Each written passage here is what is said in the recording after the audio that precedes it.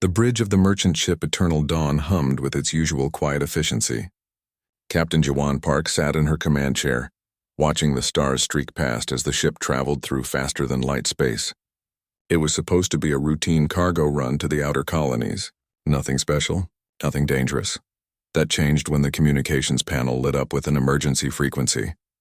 "Captain, we're receiving a distress signal," said Min Jae-song from the communication station. His young face looked worried. "It's coming from Talos 7. Jiwan sat up straighter. Talos 7 was a Veloran colony. The Velorans were a peaceful species, known throughout the galaxy for their beautiful art and gentle philosophy. They had no weapons, no military, no enemies. Or at least they shouldn't have had any enemies. "Put it through," Jiwan ordered. The main screen flickered to life. An alien face appeared, covered in smooth, glistening skin that shimmered with colors humans couldn't quite name. It was a Veloran elder, and she was crying. Velorans rarely showed emotion to other species. "This is Elder Shimara of Talos 7, the alien said, her voice breaking. "We are under attack." The Kreth came without warning. "They are killing us. Our cities are burning. Please, anyone who can hear this, we need help. We are dying." The transmission cut to static, then looped back to the beginning. Jiwan's hands gripped the armrests of her chair. Behind her, the bridge crew had gone silent. Everyone knew what this meant. Everyone knew the rules. "Lieutenant Mina Cho," Jiwan said quietly. "What's our weapon status?" Mina looked up from her tactical station. She was a small woman with sharp eyes and quick hands. "We have railguns and basic missiles, Captain. This is a merchant vessel, not a warship. We're not equipped for combat." "That wasn't what I asked." Mina smiled grimly. "Weapons are functional and ready, Captain." "Engineering," Jiwan continued. "Daiho, can we make it to Talos 7 from here?" Daeho Kim's voice came through the intercom from the engine room. "It's 3 days at maximum speed. But Captain, the Galactic Council has already issued a warning. They're ordering all ships to stay away from Talos 7. They've classified it as a lost cause." Jiwan stood up. She was tall for a human woman, and when she stood, the crew paid attention. "The Council has classified it as a lost cause," she repeated. "The same Council that calls Earth a death world. The same Council that keeps us at arm's length because they're afraid of us."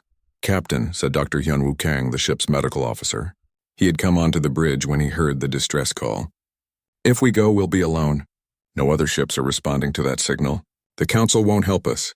They might even sanction us for interfering." "I know," Ji-won said. She looked at each member of her crew. "I know what we're risking, but I also know what I saw on that screen. Those are innocent people being slaughtered, and we have the power to do something about it." She walked to the communications station. "Min-jae, open a channel to Earth Command. Maximum encryption. Let them know what we're doing." "Yes, Captain." While Min-jae worked, Ji-won turned to the rest of the bridge. "Let me be clear. This isn't an order. Anyone who wants to can object. We're a merchant crew, not military. I won't force anyone to fight." Mina was the first to speak. "I joined this crew to see the galaxy, but I trained as a soldier before that. I'm in." "The Velorans have always treated us with kindness," Hyunwoo added. "When most species avoid us, they welcomed human traders. I won't abandon them now." One by one, the crew voiced their agreement. Even Daeho, who usually preferred his engines to people, came on the intercom to say he'd push the ship as hard as it would go. "Captain," Min-jae said. "Earth Command is responding. Admiral Soo-jin Han herself is on the line." The screen changed to show a stern-faced woman in a military uniform. Admiral Soo-jin was a legend in Earth's small space fleet. She had fought in the Contact Wars, back when humanity first reached the stars and had to prove they deserved to be there. "Captain Park," the Admiral said, "we've received your message. Before you speak, know that I've already reviewed the situation at Talos 7. The Kreth Dominion is attacking with 3 warships. The Velorans have no defense." "I understand, Admiral. We're still going." Soo-jin's expression didn't change, but something flickered in her eyes. Pride, maybe. Or sadness. I expected nothing less. "Earth Command authorizes your intervention. Do what you can, Captain. We're sending reinforcements, but our nearest battle group is 5 days away." 5 days, Ji-won repeated. "We'll be there in 3. Then you'll be alone for 2 days. Can you hold?" Ji-won thought about her small merchant ship and its tiny crew of 15. She thought about 3 Kreth warships and their reputation for brutality. The Kreth were an insectoid species that believed only the strong deserved to exist. They had conquered 6 species in the last century alone. "We'll find a way," Jiwan said. Admiral Sujin nodded slowly. Humanity has been part of the Galactic Council for 50 years. In all that time, we've been peaceful. We've followed their rules. We've been the good neighbors they demanded we be. But the Council has forgotten something important about Deathworlders, Captain Park. What's that, Admiral? We're only peaceful by choice, not by nature. You have authorization to use unrestricted warfare protocols. Show the Kreth why Earth is a Class 12 death world. Show them why they should have left our friends alone. The transmission ended. Jiwan turned to her crew. You heard the Admiral. Mina, I want every weapon system checked and double-checked. Hyunwoo, prepare the medical bay for casualties. Daeho, I need maximum speed. And everyone, get some rest while you can. In 3 days, we're going to war. As the crew rushed to their stations, Mina pulled Jiwan aside. Captain, 3 warships against 1 merchant vessel. Those aren't good odds. No, Jiwan agreed. But the Kreth don't know about human stubbornness. They don't know that we evolved on a planet that tried to kill us every single day. They don't know that we're crazy enough to run toward danger instead of away from it. They're about to learn. Yes, they are. The Eternal Dawn changed course, its engines burning bright as it raced toward Talos 7. Behind them, in the cold depths of space, the rest of the galaxy watched and waited. Most species thought the humans were fools. Some thought they were heroes. All of them agreed on one thing. They were about to witness something the galaxy hadn't seen in 1,000 years. They were about to see what happened when you made Deathworlders angry. On the bridge, Jiwan watched the countdown timer. 3 days until they reached Talos 7. 3 days to prepare. 3 days for the Valorans to survive. She just hoped it would be enough. The Eternal Dawn dropped out of faster-than-light travel, and everyone on the bridge saw hell. Talos 7 hung in space below them, its beautiful blue-green surface marred by orange flames and black smoke. 3 massive Kreth warships circled the moon like predators, their weapons firing down at the settlements below.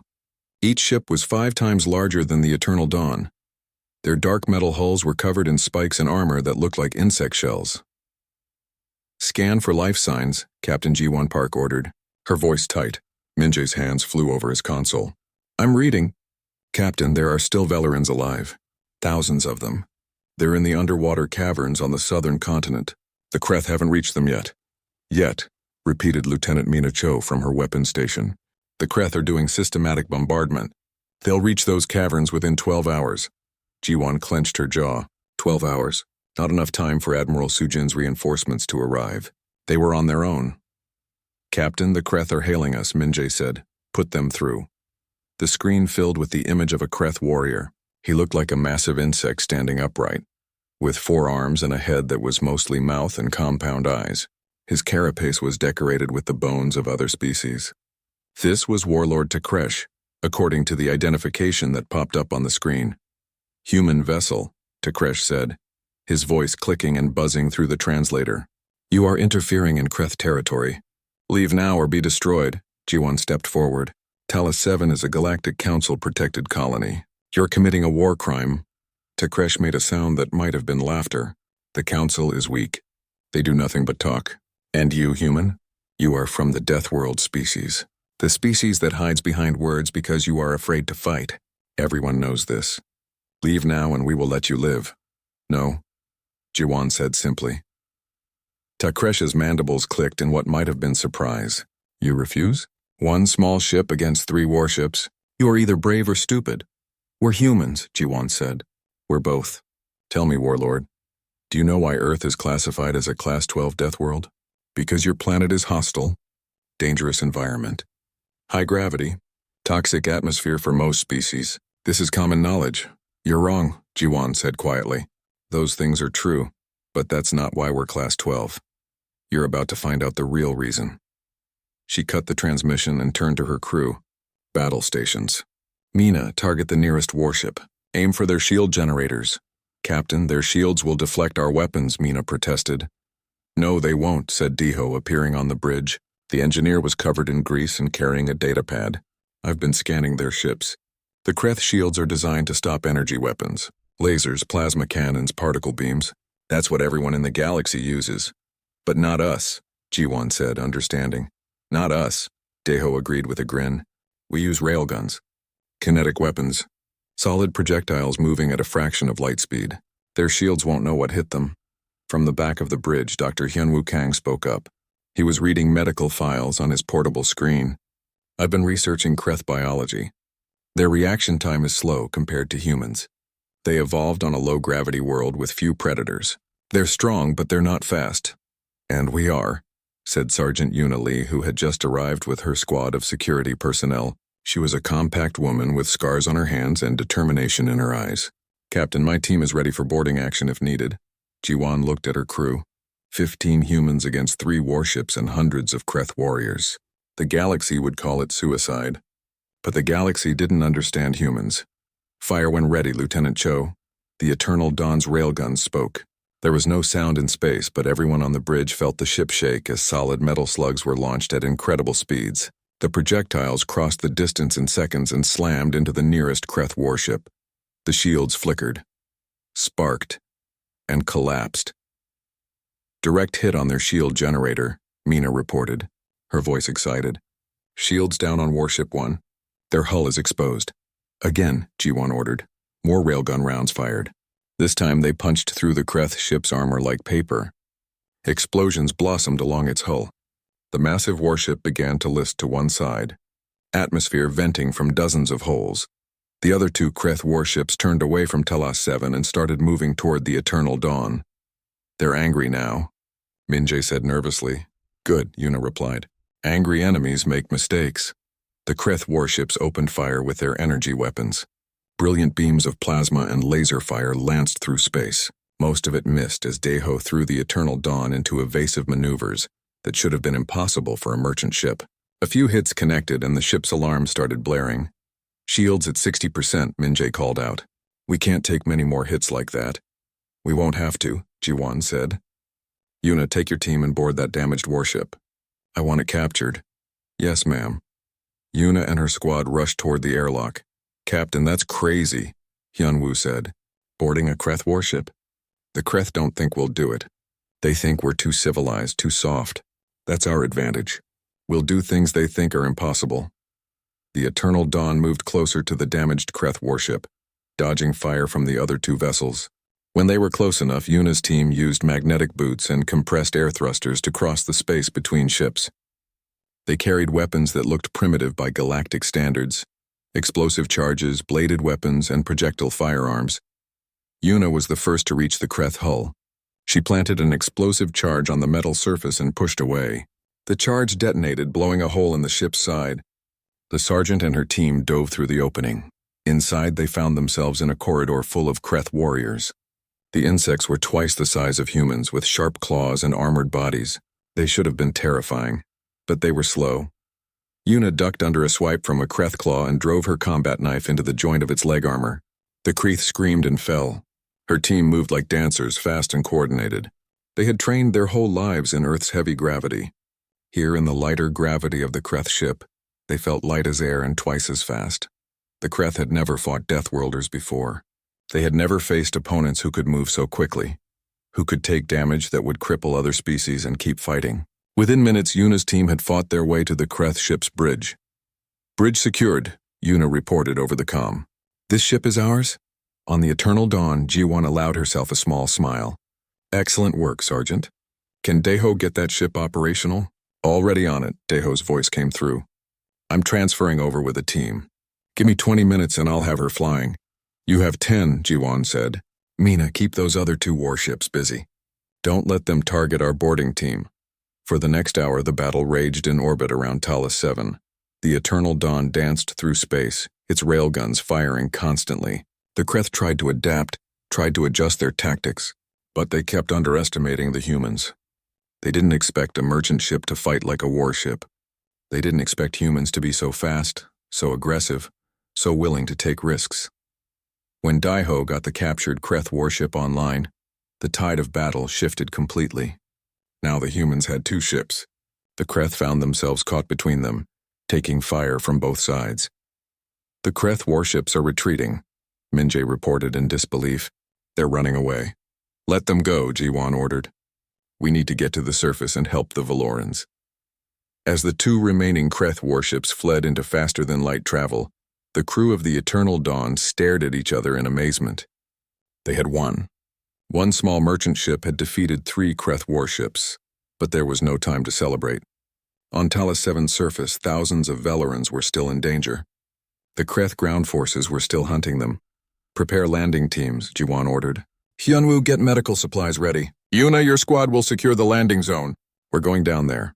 As the eternal dawn descended toward the moon's surface, Ji-won looked at the timer on her screen. 2 more days until Admiral Sujin arrived with reinforcements. 2 more days to hold. She hoped the Kreth didn't send more ships. But deep down she knew they would. The Kreth Dominion wouldn't accept this defeat. They would send everything they had, and humanity would be waiting. News traveled fast through the galaxy, especially bad news. Within hours of the battle, every species in the Galactic Council knew what had happened at Talos 7. 1 human merchant ship had defeated 3 Kreth warships. It seemed impossible. Many species thought it was a lie. The Kreth Dominion knew it was true. And they were furious. In the deep heart of Kreth space, the hierarchs gathered. These were the ancient queens who ruled the Kreth civilization. They sat in a chamber carved from volcanic rock, their massive bodies supported by dozens of lesser Kreth servants. "The humans have humiliated us," hissed the first hierarch. "They destroyed one of our warships and captured another. This cannot stand." "They are Deathworlders," said another hierarch. "Perhaps we underestimated them. They are nothing," the first hierarch screamed. "One small species from one insignificant planet. We have conquered 14 species across 20 star systems. We will not be stopped by mammals who think they are warriors." "Then what do you command?" asked the third hierarch. "Send the battle fleet. All 47 warships. Destroy Talos 7 completely. Leave nothing alive. Make it an example. Let the galaxy see what happens to those who defy the Kreth Dominion." The other hierarchs clicked their mandibles in agreement. Orders went out immediately. Across Kreth space, warships prepared for departure. This time there would be no mercy. The humans would learn their place. On Talos 7, Captain Ji-won Park stood in the ruins of what had once been a beautiful city. The Kreth ground forces had done terrible damage before retreating to their ships. Buildings lay in rubble. The artistic sculptures the Velorans were famous for had been smashed. Bodies lay in the streets. Dr. Hyunwoo Kang worked frantically in a makeshift medical station, trying to save as many Velorans as he could. Their biology was completely different from humans, and every treatment was a guess. But he was learning fast, and so far he had saved more than he had lost. "Captain," Elder Shimara approached, her skin color shifting to show deep sadness. "We cannot thank you enough. You risked everything for us. No other species would have done this." "We're not other species," Ji-won said quietly. "Where we come from, you don't abandon friends." "Friends," Shimara repeated as if tasting the word. "Yes, friends, Captain, you should know. I have intercepted Kreth communications. They are sending a fleet. Many ships. More than you can fight. How many?" 47 warships. Ji-won felt her blood run cold. 47. Even with Admiral Sujin's reinforcements, they would only have 13 ships total. The math was not good. How long until they arrive? 3 days, perhaps 4. "Captain, you should leave. Take your crew and go. You have already done more than anyone expected. We do not blame you if you must leave to survive." Ji-won looked at the Veloran elder, at her shimmering skin and kind eyes. She thought about her crew, tired and injured from the first battle. She thought about the odds. 47 to 13, we're not leaving, she said, "but you will die. Maybe, but if we run, you will definitely die. All of you. And we didn't come here to save you halfway." Shimara's color shifted to something humans couldn't interpret. Gratitude, perhaps, or disbelief at human stubbornness. Back on the Eternal Dawn, which now orbited alongside the captured Kreth warship, Min Jae-song was monitoring the galactic communication networks. What he saw made him sick. "Captain, you need to see this," he said when Ji-won returned to the bridge. The main screen showed various news feeds from across the galaxy. Most species were discussing the upcoming battle. Some were sympathetic. Many were placing bets on how quickly the humans would be destroyed. A few council members were even making jokes about Deathworlder foolishness. "They think we're going to die," Private Taeyang Bei said quietly. He was young, barely 20, serving his first tour off Earth. "They're making fun of us. Let them," said Sergeant Yuna Lee, putting a hand on his shoulder. "When we win, they'll sing different songs if we win," someone muttered. "When?" Yuna insisted. Ji-won cut off the feeds. "Listen to me, all of you. Yes, we're outnumbered. Yes, the odds are bad. But we have something the Kreth don't have. We have a reason to fight. Those Velerans down there, they welcomed us when others feared us. They treated us like people, not like dangerous animals. That means something. It means we fight, Deho said from engineering. Captain, I've been working on the captured Kreth warship. I can't fix everything, but I've got some ideas. Ideas the Kreth would never think of because they fight by rules. What kind of ideas? The kind that will make them wish they never heard of Earth. Over the next 2 days, the crew worked without rest. Deho and his engineering team modified both ships with technology that broke dozens of galactic warfare conventions. Mina programmed weapon systems to do things that were technically illegal under Council law. Hyunwoo taught the crew emergency medical procedures in case he couldn't reach them during battle, and Jiwon watched the clock count down. On the surface, Yuna's security team worked with the Velerans to fortify the underwater caverns. They set up defensive positions, planted explosives in strategic locations, and taught the peaceful aliens how to fight if they had to. The Valorans learned slowly, unused to violence, but they learned. Young Taeyang volunteered for a dangerous mission. He would take explosive charges to the moon's surface and create an artificial debris field in orbit. When the Kreth fleet arrived, they would have to navigate through clouds of metal and rock. It would slow them down, maybe even damage some ships. You could die doing this, Jiwon told him. I know, Captain, but if I don't do it, we all die anyway. At least this way I'm useful. Jiwon approved the mission. She hated sending the young soldier to possible death, but he was right. Every advantage mattered now. On the 3rd day, Min-jae's console lit up with new contacts. Captain, Admiral Sujin's fleet is arriving. 12 ships dropping out of FTL. The fleet emerged from faster-than-light travel in perfect formation. At its center was Admiral Sujin Han's flagship, the Soul's Pride. The massive battleship dwarfed everything else in orbit. Captain Park, Admiral Sujin's face appeared on the screen. She looked tired but determined. Sit, Rep. Admiral, we've secured the surface and rescued 12,000 Valoran survivors. We've fortified their position and established defensive perimeters. But the Kreth are sending 47 warships. They'll be here within 24 hours. 47, the Admiral repeated. With your 2 ships, we have 14 total. Still not good odds. No, ma'am. But not impossible odds either. Captain, Earth Command has authorized unrestricted warfare protocols. Do you know what that means? Jiwon thought she did, but she asked anyway. What does it mean, Admiral? It means we stop fighting like the Council expects us to fight. No more polite warfare. No more honorable combat. The Kreth want to make an example of us? We'll make an example of them. We'll show the galaxy what happens when you threaten Earth's allies. Admiral Sujin's expression hardened. I'm transmitting tactical data now. Study it carefully. The Kreth have enslaved 14 species through fear and superior numbers, but they've never faced an enemy that refuses to be intimidated. They've never faced Deathworlders who are angry. The tactical data was shocking. Admiral Sujin's fleet had brought weapons that were banned under most circumstances. Mines. Biological agents designed specifically for Kreth biology. Computer viruses. Psychological warfare tools. And something called kamikaze drones. Automated weapons that would sacrifice themselves to damage enemy ships. Admiral, Jiwon said slowly. Some of these weapons, the Council will not approve. The Council can file a complaint after we win. Right now, innocent people are dying. The Kreth started this war by attacking civilians. We're going to finish it. Understood? Yes, ma'am, understood. Over the next hours, the human fleet prepared. Ships moved into position. Weapons were armed. Mines were deployed throughout the orbital space around Talas 7, invisible to sensors waiting for prey. On the surface, Shamara found Jiwon again. Captain, I have been watching your preparations. You are going to fight. Of course we're going to fight. Against impossible odds. Why? You could leave and save yourselves. Jiwon looked at the Valoran elder for a long moment. Elder Shamara, let me tell you about Earth. My planet tried to kill us every single day. Storms, predators, disease, starvation. But we didn't give up. We didn't run away. We learned to fight back. We learned that sometimes survival means standing your ground even when it seems impossible. She pointed at the sky. Up there, 47 warships are coming to kill you and everyone you love. The Kreth think we'll run. The Council thinks we'll fail. But they're all wrong. Because we're humans, and humans don't know how to quit. Shamara's colors shifted through a spectrum of emotions. Finally, she said, I do not understand you. Captain Park, but I am grateful you exist.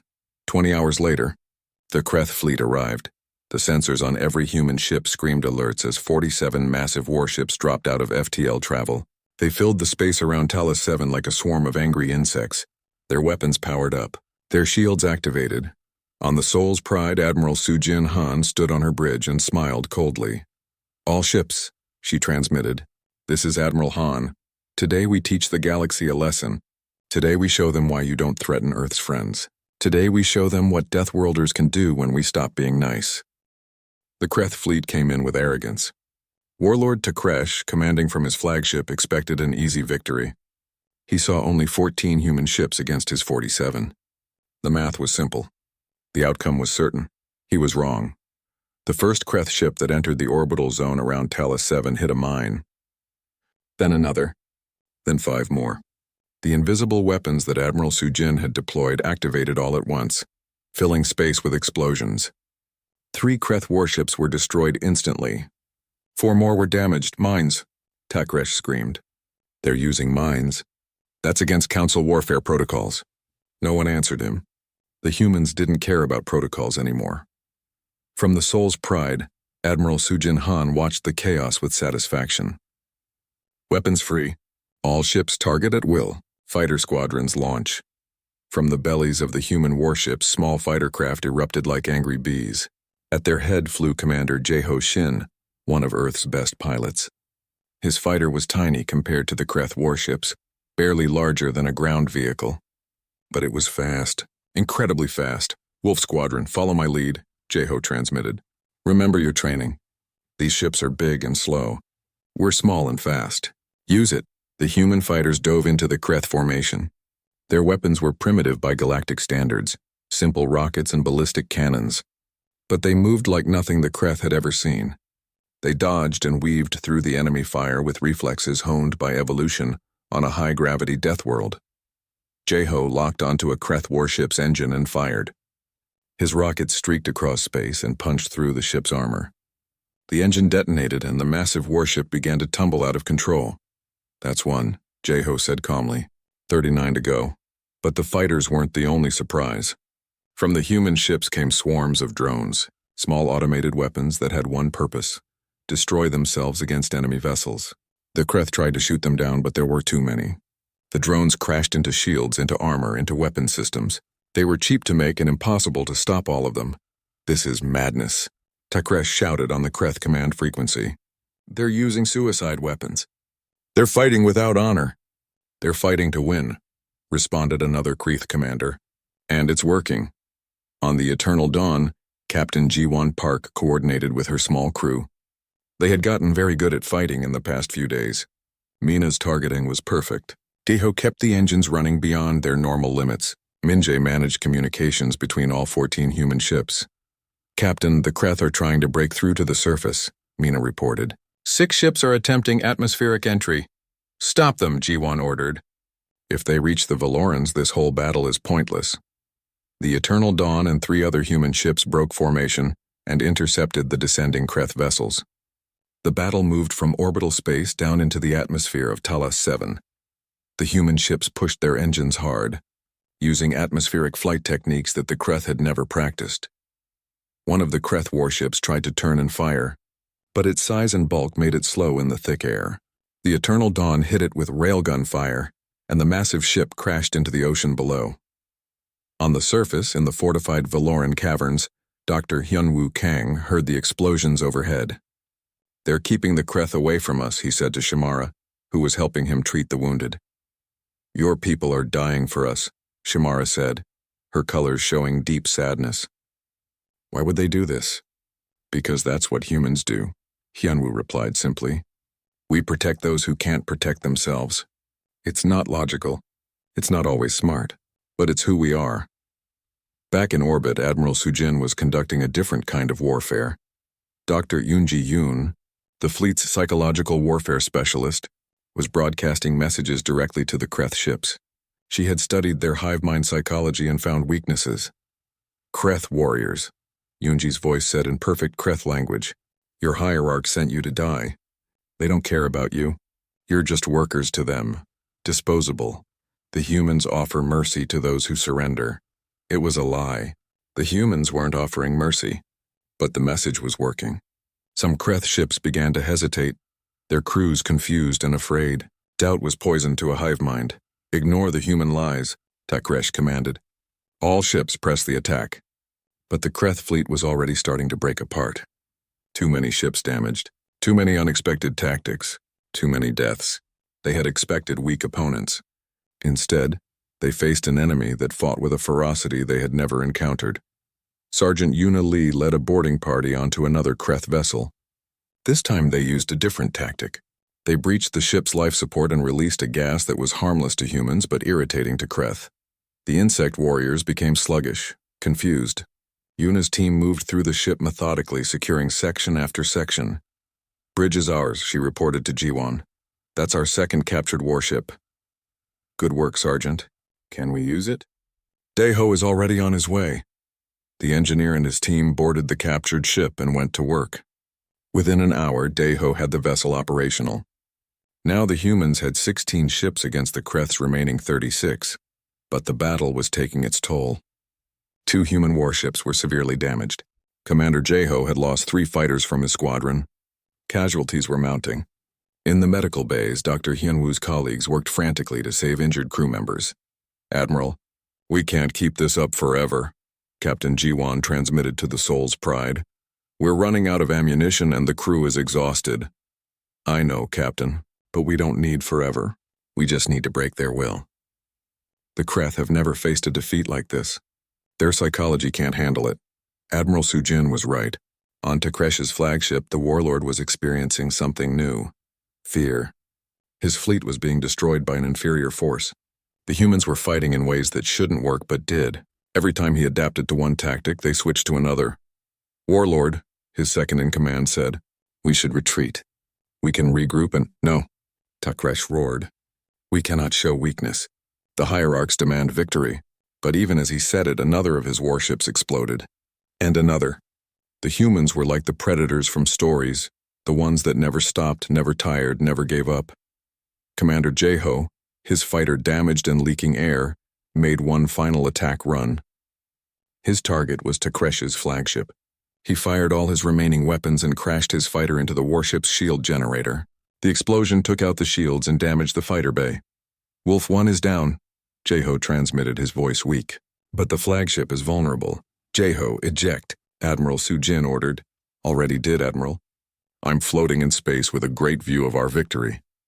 The Soul's Pride and 5 other human warships concentrated their fire on Takresh's flagship. Railgun rounds, missiles, and plasma fire hammered the vessel. Its armor cracked. Its weapons went offline. Life support failed. All ships retreat. Takresh finally screamed. Retreat to jump coordinates. The remaining Kreth warships turned and ran. They had started with 47 vessels. Now only 16 were still functional. The rest were destroyed, captured, or so damaged they could barely move. The human fleet pursued. Admiral Sujin's orders were clear. Let none escape to tell this story in their own way. For 3 more hours, the battle continued across the star system. The faster human ships caught the fleeing Kreth vessels one by one. Some surrendered. Most fought and died. The few that made it to jump coordinates and escaped were so damaged they would barely make it home. Finally, it was over. In the silence after battle, the human fleet regrouped around Talos 7. Ships were damaged, crew members were exhausted. 14 humans had died in the fighting, including 2 of Daeho's pilots who hadn't ejected in time. On the bridge of the Eternal Dawn, Captain Jiwon Park looked at the debris field that now surrounded the moon. Pieces of Kreth warships floated everywhere, a graveyard of metal and ambition. We won, Mina said quietly, as if she couldn't believe it. Yes, Jiwon replied. We won, but the victory felt heavy. Lives had been lost. The battle had been brutal. The humans had fought without mercy, without honor by galactic standards. They had used tactics that other species considered barbaric. Admiral Sujin's face appeared on the screen. All ships stand down from combat status. Begin rescue and recovery operations. And Captain Park? Yes, Admiral? You and your crew started this. You answered a distress call when everyone else ignored it. You made us remember what we fight for. Earth is proud of you. On the surface of Talos 7, the Valorans emerged from their shelters. They looked up at the sky. now clear of Kreth warships, and saw human ships standing guard. Elder Shamara stood beside Dr. Hyunwoo Kang and wept. "You saved us," she said. "All of you. You fought for us when your own lives were in danger. We can never repay this debt." "You don't owe us anything," Hyunwoo replied. "You just have to remember. Remember that when you needed help, humans came. And maybe someday you'll help someone else who needs it." Across the galaxy, the news of the battle spread even faster than before. The humans had defeated a Kreth fleet. Not just defeated, destroyed. Of 47 warships, only 3 badly damaged vessels had escaped. The Galactic Council called an emergency session. Species that had mocked humanity now whispered in fear. The Deathworlders had shown what they could do when pushed. 3 weeks after the Battle of Talos 7, Ambassador Heejin Ryu stood before the Galactic Council. The council chamber was enormous, a sphere where representatives from 847 species floated in their environmental pods. At the center was Chancellor Thorvax, an ancient being whose species had founded the council thousands of years ago. Heejin wore a simple black suit. No weapons, no guards, just one human woman facing the judgment of the galaxy. "Ambassador Ryu," Chancellor Thorvax said, his voice translated into hundreds of languages simultaneously. "Humanity stands accused of violating 73 Council warfare protocols during the engagement at Talos 7. How do you plead?" "Guilty," Heejin said simply. Shocked whispers filled the chamber. No one expected such a direct admission. "You admit to using banned weapons? To conducting unrestricted warfare? To ignoring the Council's order to withdraw?" "Yes, to all of it," Heejin replied. Her voice was steady, calm. "We used mines. We used psychological warfare. We pursued a retreating enemy and destroyed them. We broke your rules." "Then you accept punishment?" Thorvax asked. "No," Heejin said. "We accept responsibility. But not punishment. Because we're not sorry." The chamber erupted in chaos. Species shouted at each other. Threats were made. Demands for human expulsion from the council. Heejin waited for silence.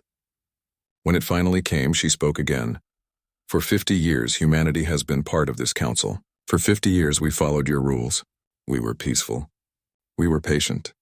We endured being called Deathworlders, being feared and isolated, being treated like dangerous animals that might bite at any moment." She looked around the chamber, meeting the eyes or visual organs of as many species as she could. 3 weeks ago, the Valorans sent a distress call. They were being slaughtered by the Kreth Dominion. Where was the council? Where were the peacekeepers? Where were the species that talk endlessly about civilization and law and order? No one answered. "You were placing bets," Heejin continued, her voice hardening. "We have the recordings. Many of you wagered on how quickly the Valorans would die. Some of you discussed which species would colonize Talos 7 after the Kreth were done with it. None of you sent help." "The situation was deemed unsalvageable," a council member protested. "The Kreth had superior forces. Any intervention would have been suicide." "Yes," Heejin agreed. "It would have been suicide for you. For species that evolved on safe worlds that never knew hunger or fear or predators. But not for us. Because we're from Earth. And Earth taught us something you've forgotten. Sometimes you have to fight impossible odds. Sometimes you have to stand up for what's right even when it means you might die." She pulled up a holographic display. It showed images from Talos 7. Valoran children playing in rebuilt cities. Families reunited. Artists creating new sculptures to replace those destroyed by the Kreth. 12,000 Valorans are alive today because humans answered their call. 12,000 people who would be dead if we had followed your protocols. So yes, we're guilty of breaking your rules. But we're not guilty of the crime you really want to charge us with. "And what crime is that?" Chancellor Thorvax asked quietly. "Making you look weak," Heejin said. "Making you face the fact that your civilization, for all its laws and protocols, couldn't do what one merchant ship crew did in 3 days. You want to punish us for showing the galaxy that your system failed." The chamber was silent now. Some species looked angry. Others looked ashamed. A few looked thoughtful. "The Kreth Dominion has enslaved 14 species," Heejin continued. "You all know this. You've known it for decades. But you did nothing because intervention would be complicated. Because warfare is supposed to be civilized. Because the cost would be too high." She zoomed in on one image, a young Valoran child holding hands with Dr. Hyunwoo Kang, who was teaching her to use medical supplies. "This is the cost of your inaction." This child's parents died in the first Kreth bombardment, but she's alive and she has a future, because humans decided that some things are worth fighting for, worth dying for. Ambassador Heejin took a breath. I'm not here to apologize. I'm here to deliver a message. Humanity is forming a new alliance. We're calling it the Terran Accord. Any species that wants real protection, not just diplomatic words, can join. We'll defend our allies. We'll stop aggressors. We'll do what the Council refuses to do. You're threatening to create a rival power structure? Thorvax asked. No, Chancellor. We're offering an alternative. The Council can continue as it is. We're not leaving. We're not declaring war. But we're done pretending that following rules matters more than saving lives. Before Thorvax could respond, a door opened in the Council chamber. Elder Shamara entered, swimming through the air in an environmental pod filled with water. Behind her came representatives from 17 other species. Chancellor Thorvax, Shamara said, her voice filled with quiet strength. The Valoran people wish to join the Terran Accord. We have seen what true friendship means. We have seen what it means when someone comes to help, not because it's profitable or safe, but because it's right. One by one, the other representatives spoke. Some were from species recently freed from Kreth domination. Others were small civilizations that had always lived in fear of bigger powers. All of them wanted to join the Accord. By the end of the session, 28 species had requested membership. On Earth, Captain Jiwan Park was promoted to Admiral. She stood in a ceremony with her crew, receiving medals from Earth's president. The Eternal Dawn would be retired and placed in a museum, but its name would live on in a new ship, the Eternal Dawn II, a proper warship.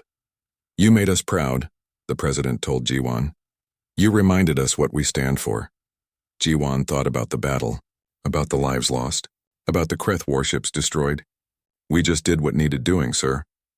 That's what heroes say, the president replied with a smile.